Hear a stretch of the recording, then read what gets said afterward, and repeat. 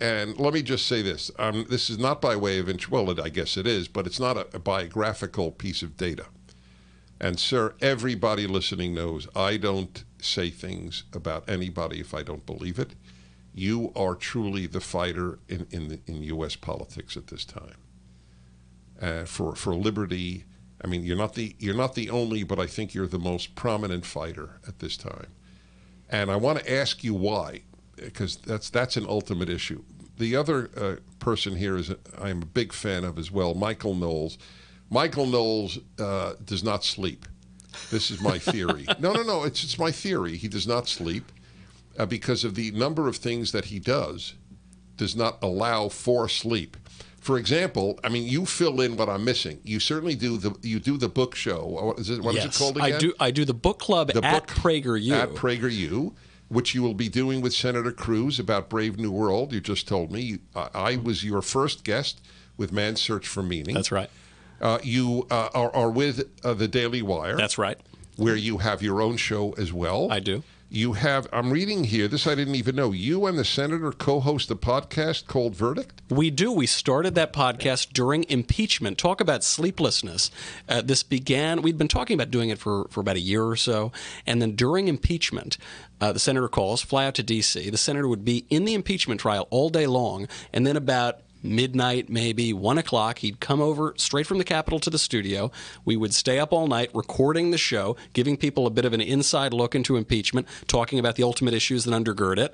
And then I would get to go sleep, and he would go basically straight back to work the next day and be in the impeachment trial. So you both don't sleep. That's right. How often is Verdict podcasted? So we do Verdict whenever we like. It's about one episode a week, but what we try to let the medium work for a conservative message. So if there is something that we want to talk about, some news that has hit, something important in the Senate that maybe the mainstream media aren't talking about, we will just set one up. We can get one going within a few hours, immediately upload it, and I have to brag a little bit for the senator here. He jumped. I always had high expectations of the senator. I admire him just as much as you do. I did not expect that he would jump to become the number one podcaster in the country, which he did within the first 2 weeks of that show. Well, look, I think it's the same reason that millions of people listen to your show, which is they're hungry to understand truth, to understand facts, to understand what actually is happening. And we live in such a polarized world, such a politicized world, that just about every outlet is a partisan spigot. Mm-hmm. And as a consumer who actually wants to understand what's going on, it's hard to find anything resembling objective facts. And so we launched it, as Michael said, on the first day of impeachment. Every night we'd go from the trial and record it. And it's about a half hour long, so you could download it. You know, it's this podcast you can subscribe to on your phone, or you can watch it on YouTube. And we would try to get into, in impeachment, we'd try to get into the facts. Okay, what's Ukraine? What's Burisma? Joe, Hunter Biden? Who's Hunter Biden? What does that have to do? What are the legal issues? What's the constitutional standard? And we try, it was designed not, and it is designed not to be just a dry academic lecture, but actually, okay, here's what's really going on in the cloakroom. Here's the Senate. Here are the Senate votes that are wobbly, that are on the fence. Here are the questions. Here's the strategy. Here's what's going on, and people began subscribing. And then at the end of impeachment, I mean, the plan was to keep it going.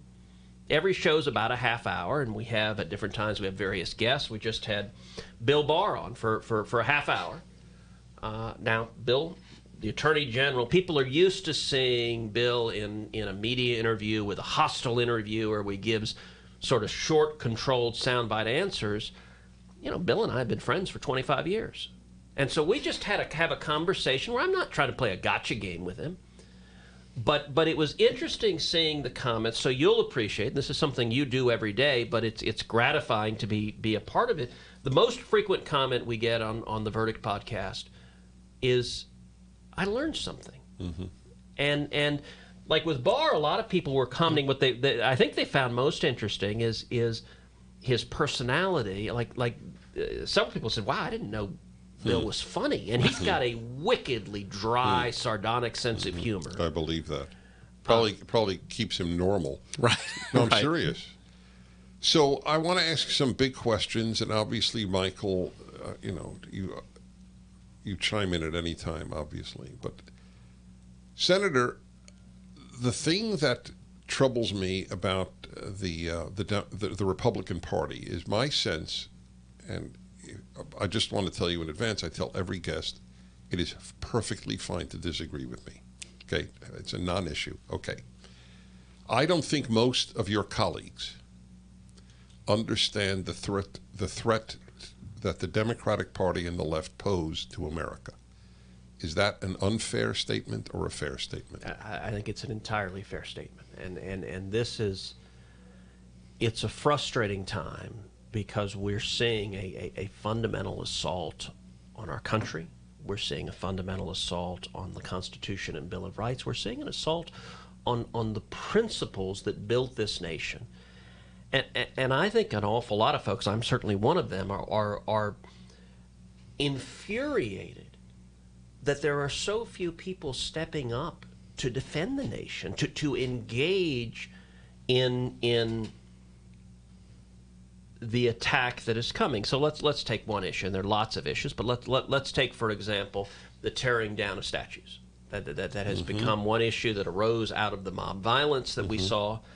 So it started off with a debate about Confederate statues, and I actually think Confederate statues, reasonable people can disagree. I mean, the history of Civil War, some Confederates were dishonorable people, others were not. Like any other group of human beings, there is a variety. You can have a reasonable discussion, but number one, if you disagree with a particular statute, there's a way to make that argument, which is to engage in the democratic process and say we ought to be honoring. All right. Hold it there. This is really important. Don't forget, we're at statues.